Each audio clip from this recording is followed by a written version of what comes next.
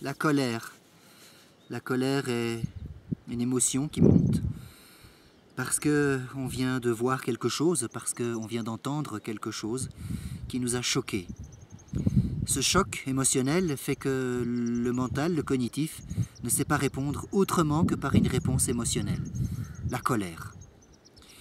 En général, nos sociétés occidentales détestent la colère. Elles la rejettent, elles la maudissent, et celui qui se permet une colère se voit frappé de rejet. Il ne peut pas se mettre en colère. Nous vivons dans une société policée et la politesse signale, oblige, une non-colère. Est-ce un bien? Est-ce un mal?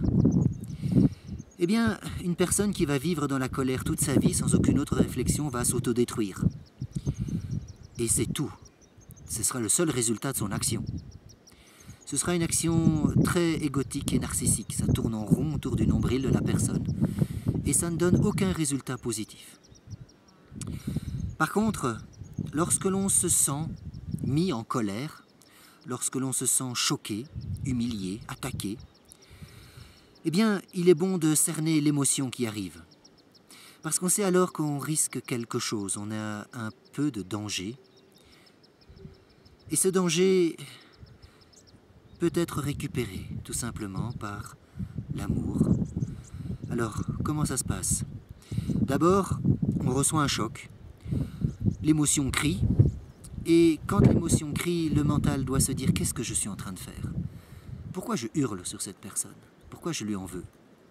Pourquoi je l'insulte? Pourquoi je la maudis ?»